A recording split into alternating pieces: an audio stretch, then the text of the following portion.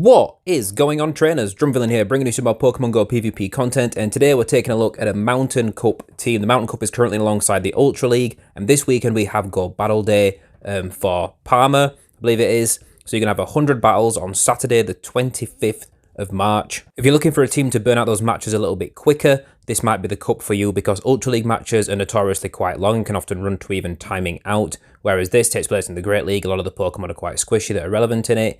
So these matches are relatively like 2 to 3 minutes rather than like 4 minutes for an Ultra League match, which if you're playing 100 matches over the day, that's a big difference in time. So the restrictions for this cup are you are only allowed to use Ice, Rock, Steel, and Ground type Pokemon, which if you think about that for a second, that means that anything with fighting moves is going to be absolutely dominant, and it is. Escavalier, Lucario are absolutely mega strong in this meta, but fortunately there are a few things we can do to counter that, and the Pokemon that I mainly want to focus on today that I think was more interesting pick on this team.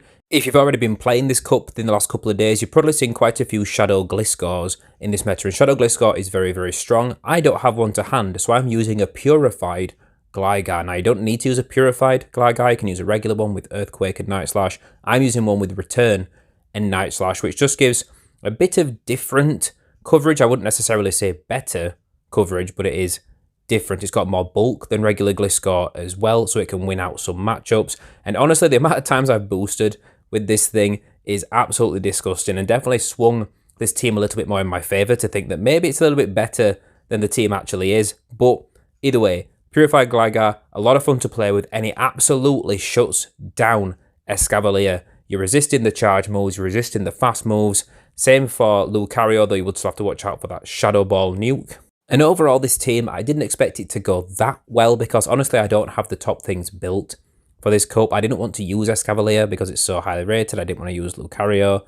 I wanted to try mixing it up a little bit, and I ended up using Magcargo on this team, which is strong, but my Magcargo is 100% IVs rather than PvP IV spread, so it could have a lot more bulk. And honestly, the amount of times I get that thing locked against Whiscash in this cup is incredibly punishing. You can run Camerupt instead of Magcargo for similar, but slightly different coverage if you want. On the lead on this team, we're bringing Ferrothorn, and a lot of people in this meta again are going to be running Mirror Shot because of the Ice and the Rock typings, which are going to be weak to that. We're running Thunder as well as Power Whip. That's just to give us a little bit extra coverage against some of the Steel types because we decided we didn't have quite enough Steel coverage on the team overall, especially without having Earthquake on Gligar. Although that Night Slash boost, honestly, the amount of things we've just boosted and grinded our way through running this team is crazy.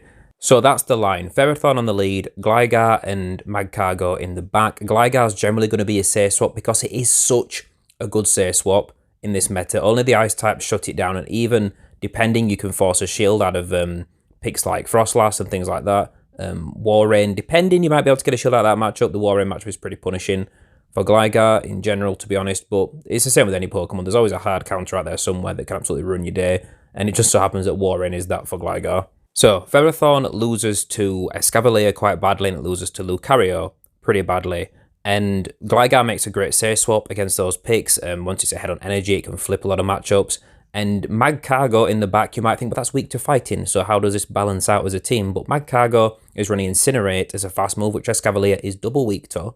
So as long as you've got one shield, you can absolutely just fast move your way through an opposing Escavalier.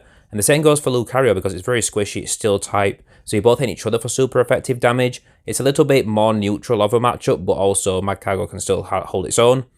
In that matchup in particular, if I saw a Lucario lead, I would probably safe swap Magcargo rather than Gligar and save the Gligar for the end, because it still pressures them to swap out because they want to keep the Lucario locked onto your Ferrothorn anyway. The weak point I'll probably say on this team is Magcargo. It just struggles in quite a few matchups. In this cup, if you could replace it with a bunch of things, honestly, they're available in this meta. You could even run Gliscor as well as Gligar, so run Ferrothorn and Gligar Gliscor as a team in this cup and run a Steel move on Ferrothorn to make sure you can actually handle an Ice type that you might bait out with your Gligar or Gliscor safe swap, or even just something a little bit more hard meta like Escavalier would also do completely fine in the role and handle itself very well. The one really nice thing about Magcargo is being able to handle Frostlass safe swap. As we can see here, Frostlass has swapped in against our Ferrothorn lead, and we can just bring in Magcargo. We shield up one Shadow Ball. You don't need to shield a Shadow Ball. Even though I've not got PvP IVs, you can actually comfortably survive it and just win this in the 0 shields. But I decided to shield up and preserve a little bit of health, make sure we can get to this overheat against the Empoleon, get that shield back, which is very, very nice. But yeah, being able to annihilate a Froslass safe swap is very useful in this meta because Froslass is very, very strong. Any limited meta that Froslass has access to, it makes a strong safe swap, and having something to really hard shut it down really puts you in a strong position in a lot of matchups. And now here we've got the Gligar locked in against the Escavalier, and you're going to see, even if we boost, which is an unnecessary boost by the way, the second Night Slash is still pretty much going to be enough to knock out an Escavalier, regardless of boosting or not. But we can just take the Mega Horn, no worries whatsoever. We can just throw this charge move off, and the game is definitely going to be ours. We even put ourselves in a position to farm them down and come out with extra energy. And they had a bonus shield at this point, so even with shield advantage, Escavalier is going to really struggle against Gligar. Also, going to say there's a lot of leads that struggle with Ferrothorn that I'm currently seeing. A lot of the Waters, a lot of the Ices, even the Charmers here, like this Shadow Aloe and Ninetales, which is really going to struggle to turn any screws on Ferrothorn for sure, and you can just absolutely dominate this matchup. Not to mention it can take a hit. Ferrothorn has pretty decent bulk. Now here we end up with a Gliscor, swapping in, and we can bring in Magcargo. And Magcargo also is pretty nice for just being able to force its way through things. Like, yeah, it's got access to Earthquake, this Gliscor, which would absolutely annihilate as being double super effective. But if you shield it up like we do here, it really puts us in a strong position now because they have to shield up to get another potential Earthquake off, which they are going to do, but it does mean that we can force switch advantage. We can shield this up, farm it down, and Ferrothorn, we don't have to worry about not having shields because it can take hits from a lot of Pokemon in this meta. Same goes for Gligar, it's a little bit bulkier than the Gliscor, can take quite a few hits. The Whiscash comes in, Water Gun Whiscash, which again, pretty common in this meta. I think there's as many Whiscash running Water Gun as there are running Mudshot, just because it gives them the better coverage against the rock and the ground typings that are all over the place. We swap out to catch a Weather Ball on our Ferrothorn, so this game is pretty much a done deal for us at this point. With the get a move off and take us out, doesn't matter. The Ninetales is now far too low to do any more work against our team, and we can just absolutely annihilate this last Pokemon left in the back. We've still got a full health Gligar. We can just farm down, get to these charge moves, and yes, Whiscash has access to Blizzard, which yes, will absolutely one-shot us, but Whiscash with Water Gun doesn't get energy half as fast, so we can get to the return, absolutely obliterate them, and then we can just swap in, pressure them to throw, fast move them down with the Incinerate. It wasn't flexing, I promise, it was just to try and catch a potential Blizzard, a bit of a risky play, but it paid off, and that's a good game. Also, on a side note, I don't know about you guys, but I'm seeing a lot more lag at the minute. You know, just like dropping a fast move at the start of a match when you get the weak connection message at the start of a game, regardless of how good your connection is. And I'm just finding it a little bit more frustrating because dropping the fast moves has cost me a few matches, so I suppose I'm noticing it a little bit more. That has been frustrating me. But let me know if you've been seeing it as well, if you think it's worse than usual at the minute, or if you think it's been better than usual at the minute, because I know it's an issue people have talked about quite a lot over the last few months, I guess, with fast moves being dropped. Specifically, especially when Pokemon are like swapping in, or when they're you've had a Pokemon knocked out and you bring your next Pokemon in, certain ones are losing a single turn, which can make all the difference in high-level gameplay, you know? Not to mention the app seems to be a lot more strenuous for my phone to be running. And again, this could be me, could be my device, could be because I'm trying to record battles and it's taking an extra toll on my phone's processing. But the battery usage has been spiking massively recently, just for Pokemon Go in general. My phone's been getting crazy hot doing my battles, even when I'm not recording. My phone's been getting crazy hot running battles. A few people in my local community have been saying it as well, thinking that the game's just running a lot hotter on their phones. It's taking a lot more toll on their battery life and things like that. And honestly, Pokemon Go used to be, like if you played in the early days of Pokemon Go, in like 2016, it was really bad. It was really punishing on smartphones' batteries in general. It was really demanding, and it kind of improved. It did get better, even though it's still quite punishing on your phone's resources. It is a mobile game after all, I suppose, and they often are punishing for phone's resources, but it just feels like it's got a lot worse recently. Like, battery life has been going to absolute tosh on my phone, and even people that have more modern phones than me and like top-end stuff are saying they're having the same issues. Again, let me know if you think you're seeing that as well. I'm just curious to see where the wider community is at.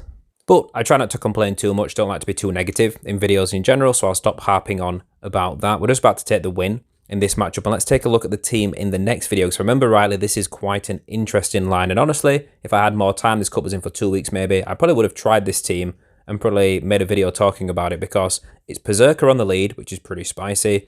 We swap into Gligar because we just don't want Ferrothorn locked into that matchup for the long run. We pull out a Frostlass, which is incredibly punishing for us in general. Again, Frostlass in the back, great save swap. Berserker makes a solid lead because of access to close combat, which you can throw for massive damage and swap out to clear your debuffs and stuff like that. And then in the back, I believe they've got Runerigus, which I haven't really seen many people running in this cup, but it is pretty strong if you've got one and you've it's within the CP limit for the Great League and all that, and you've gone through all the steps to evolve it. I believe it's winning 10 raids, isn't it, with Galarian Yamask to evolve it into Runerigus.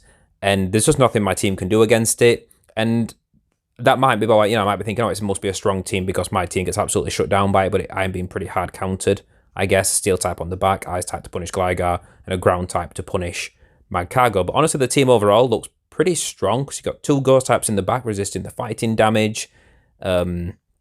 Just a lot of options and a lot of nice coverage between the Pokemon that are on the team as well. So if you're looking for something else spicy to try out, shout out to this trainer and maybe try out their team as well. If you can't tell, we are definitely going to lose this matchup, but also I carry on playing it out because, got to be in it to win it and all that. Sometimes you feel like top cornering and just getting the match over with, and sometimes you stick with it and want to give it a bit of a fighting shot and just look at the matchups. Sometimes I like to play out a game just because I think, oh, I don't see that Pokemon very often, and I want to just get a feel for how my team deals or doesn't deal with that Pokemon. What kind of hits can it take? What's going to mess it up? What's not going to mess it up?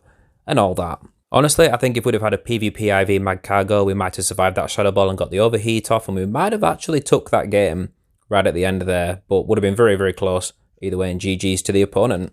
Okay, Warrain lead. Very, very good for Ferrothorn. They're going to swap out probably. They might be trying to catch a Power Whip. Yep, they are. They bring in a Fire Fang Mawile. We take a second to decide what to do because I wasn't expecting to see Fire Fang Mawile on the save swap, to be honest, so we take a couple of very hard-hitting Fire Fangs on Ferrothorn, but we can just bring in Magcargo. Don't have to worry about shielding anything up, farm it down entirely, and we got a boatload of energy to dump into this Warrain. We're just going to go for the Rock Tomb rather than the Overheat, because honestly, both these moves are going to hit very, very hard, but also neither of them are going to one-shot, so we just go for the Rock Tomb. They're forced to throw before we get to another one, so we're in a very strong position here, because we've still hung on to this Power Whip. We can force a shield or knock it out straight away. They choose to let it go down, put all their chips on Shadow Gliscor in the back, and we've got our own Gligar, which it plays out very similarly to a mirror match because, and oppose, you're not going to throw Earthquake at each other if you're running Earthquake. The advantage for us is that we have Return for an absolute nuke. So we're going to shield up, throw this Power Whip, which we're hoping will force the last shield out because it is neutral, will do pretty big damage, which it does. And once they throw, this will probably knock us out. We're just going to bring in Gligar, and we're going to go straight for the Return, and hopefully just one-shot them and take them out and take the win. We're assuming this is a Night Slash, so the lose condition, I guess, if there is one, would be to shield this up, they boost, and then throw a much stronger Night Slash and knock us out, so we don't shield that one up first. We get to the Return. They've got boatloads of energy at this point, but it's not going to matter. This is going to take them out, and we're going to take the win.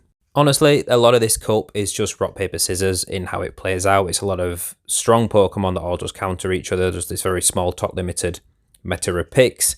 And honestly, a lot of time, the only way to flip those kind of matches, if you get a bad lead, sometimes boosting on Gligar is the only way to flip that matchup around and take the win, or it's getting shield advantage and using that to take the win. So we know this isn't a Blizzard, we're not going to shield it up because it's a Mud Bomb, and we're hoping that these next 2 Night Slashers are going to force a shield out of this Whiscash, which it might do, might not, but we haven't boosted yet either. Maybe they're going to go for a Water Gun down, and maybe we'll get to another Night Slash. It's going to be very close. We do boost, which is very, very nice for us. We make it to the Night Slash, which would be threatening anyway, and this is going to get us a shield advantage. And some matchups is going to be enough to make the difference for you and be able to take the win. Some matchups it's not. Now, Berserker comes back in, and we're just going to go for the Thunder because we want big, big neutral damage, and then we're going to swap into Magcargo and see what we can do with a 2 shield advantage. Well, we will swap into Magcargo. If our switch timer was up, we actually chose to preserve the Gligar, which I'm not entirely sure why we swapped out aggressively. I guess we just fancied it. I guess we thought maybe pull something else out of the back. I'm not sure. That might be a misplay on our part for sure. But the Meowth throws close combat. We absolutely obliterate it with the Incinerate. And they've got Diggersby in the back, which is awful news for Magcargo. Magcargo can do pretty decent work. We actually, preserving the Gligar pays off here because we're able to clear the attack debuff from throwing the Overheat. We have to throw a little bit of energy at us to take out the Gligar as well, because we're double resisting the Mud Shots, which is pretty nice for us. We shield up another Earthquake, so very, very good for us, but also, well, it's just not going to be enough, because we're pretty slow to get to the moves. Diggersby is pretty fast to get to the moves, and I think we're going to be just basically one Incinerate short of enough damage to take them out. I believe this is going to be a third Earthquake that is going to knock us out, and it's going to be a GG. So getting shield advantage meant we were able to push the game closer, but still not able to win, unfortunately. But honestly, that's going to be the same for a lot of games in this cup. It's just going to be rock, paper, scissors, and you depending on boosting or something like that to completely actually flip matchups around. Last matchup here, Quagsire lead, fantastic for Ferrothorn. Frostlass safeswap, we got Magcargo, and again, we don't mind going down a shield. We don't have to go down a shield, as we've said, in this position, but we don't like Magcargo being too low. We like being able to throw an extra move at whatever follows it back in, probably the Quagsire, but it's nice to get the attack drop on them, do some big damage. Maybe not shielding in the Frostlass match would have been beneficial, because going down a shield can really backfire in this cup, to be honest, depending on what they've got in the back. They do build up a lot of energy, but we're not too stressed about it. We're just going to let it go. It's the Stone Edge, absolutely obliterates us. We bring in Ferrothorn. What are they going to do? They're probably going to throw an Earth Power. I believe Quagsire learns Earth Power, doesn't it, at this point? Yeah. Earthquake. Still doesn't hit that hard because we dropped the attack. They've got Camerupt in the back, and you're going to see that Gligar does very well against Camerupt as well, because it does have access to Overheat, but because it's just swapped in, it's unlikely to throw it. It's probably going to throw Earth Power. But honestly, Camerupt's just not that bulky. Incinerate's slow, and you can just overwhelm them with fast move spam, because unboosted Night Slash does a big chunk of damage. Second Night Slash will knock them out. We can shield this up. We're going to get to another charge move before they do. Force that last shield, and we're just going to take the win. GG's. So let me know what you guys think of the team overall. Drop a like if you enjoyed the video. It helps out a lot more than you think it would. Subscribe if you haven't already to the channel. You know, become an absolute legend. Good luck in Go Battle Day this weekend if you are going pretty hard at it. I hope you get the wins that you're after, and I will catch all you guys next time.